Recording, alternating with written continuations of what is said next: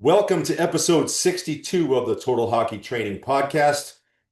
As always, I'm your host, Sean Scahan. And just a little update on what's going on. We are in our fall program in both Ham Lake and Woodbury, and Woodbury's going. It's getting going.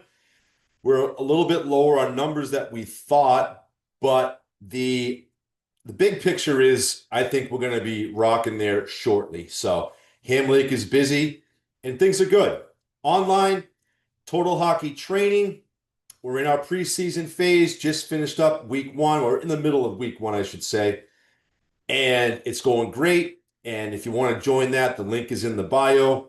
If you're a player anywhere around the world, I am on there frequently communicating with athletes and talking about things that we can do instead of, if they don't have a certain implement or whatever piece of equipment, we make accommodations very easily. And it's a lot of fun. So today, I want to make this episode about some questions and answers.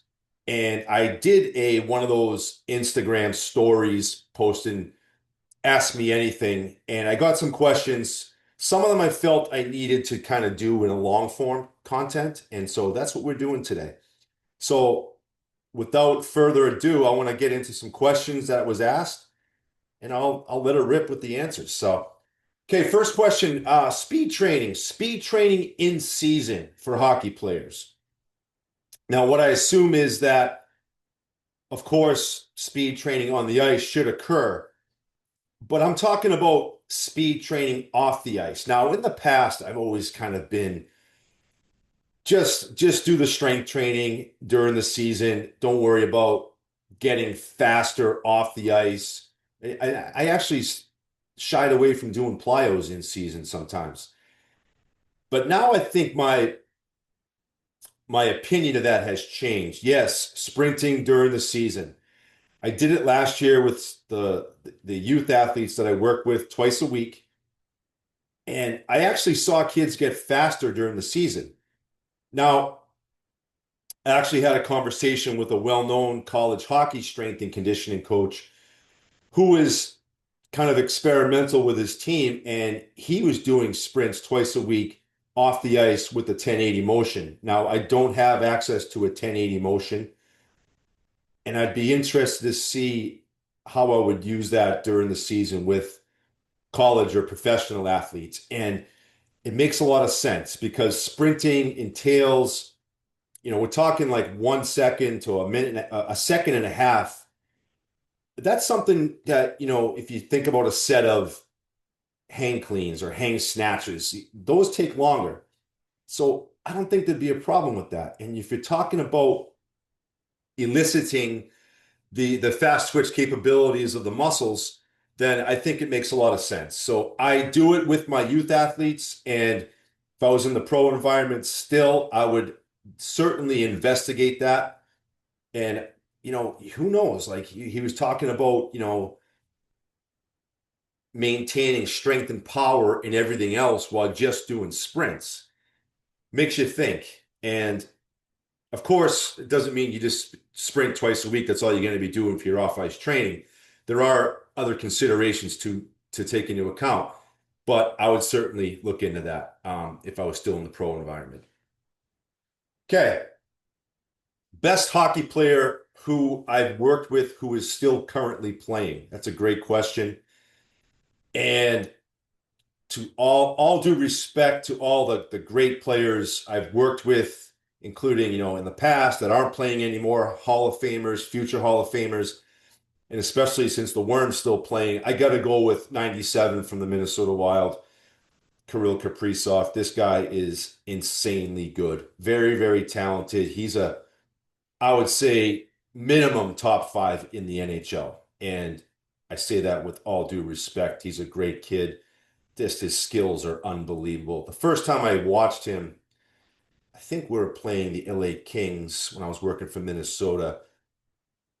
It kind of looked like, there was a player from like a video game playing, if that makes sense. And this guy has all the tools, and he's definitely, there's him and there's a gap. I think there's a gap between, him and some other players. I'd put him up there with the most talented all time that I've got to work with.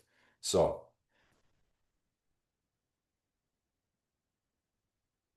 okay, morning routines. Morning routines. There's a lot of talk about in the guru environment about morning routines. And I think morning routines that you got to look at what works for you. What makes you get into that mode of, okay, the day's going, let's go. And for me personally, it is different depending on the time of year. For example, in the summer, the off season, I am up at 5 a.m. And the first thing I do, no matter what time I wake up, is I make my bed. Then I take my supplements, go have water with creatine and Metamucil, and then have my coffee, and away I go. I do that no matter what time I wake up. Fall, winter, I wake up when I want to, really, because our sessions are later on in the afternoon.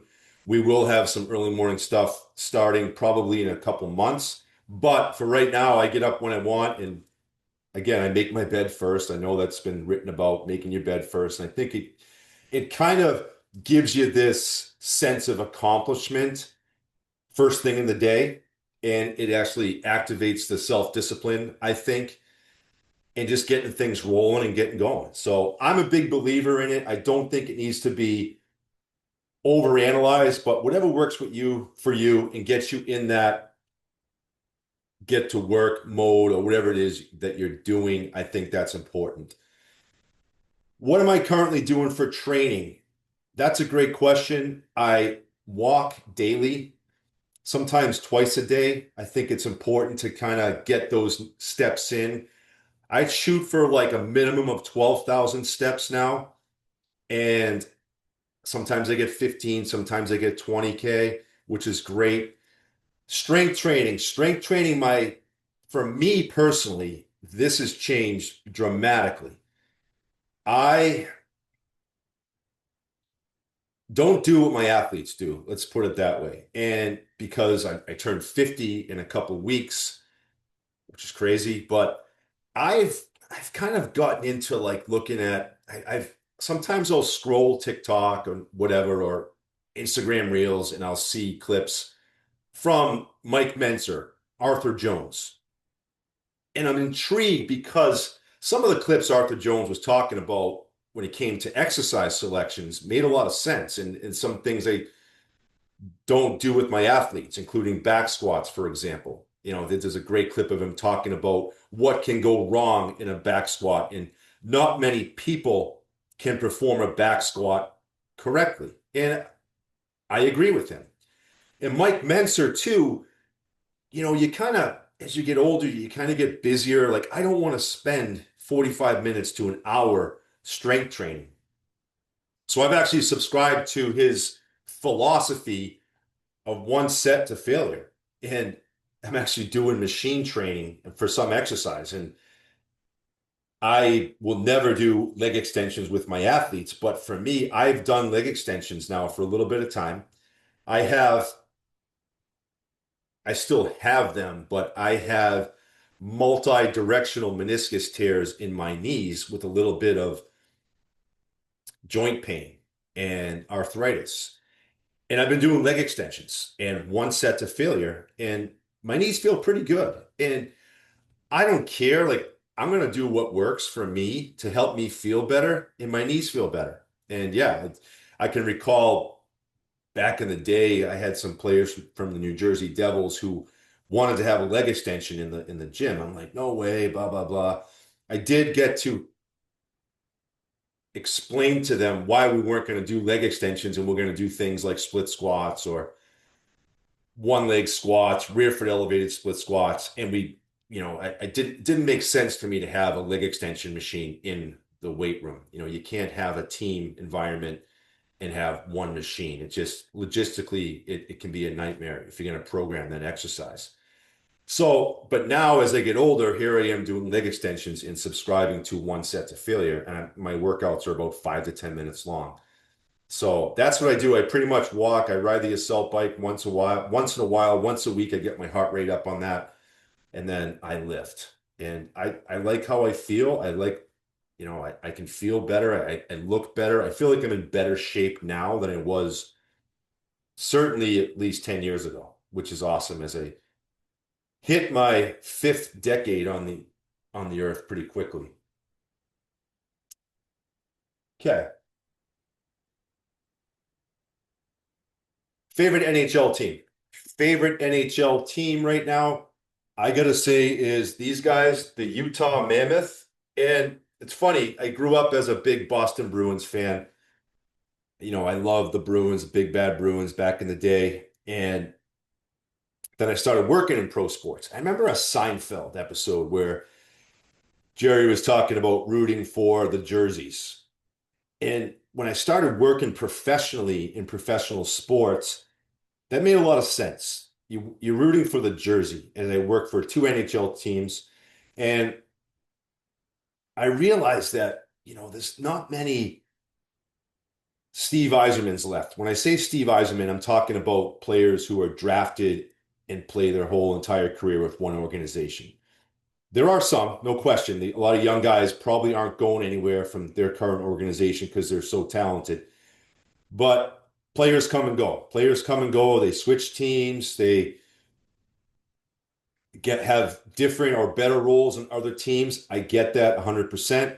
And so I've learned to kind of grasp that. And why is Utah my favorite team? Well, personally, my son was drafted by them, and so they're my favorite team. They're my favorite team, unless they trade him, of course. And then the new team he gets traded to, if he gets traded, would be my new favorite team. But I do like what Bill Armstrong's doing out there. They're building and they're doing it patiently.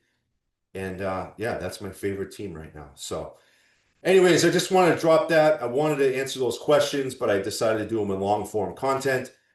And if you have any other questions, please let me know. I enjoyed doing this, and we'll see you next time. Thanks a lot.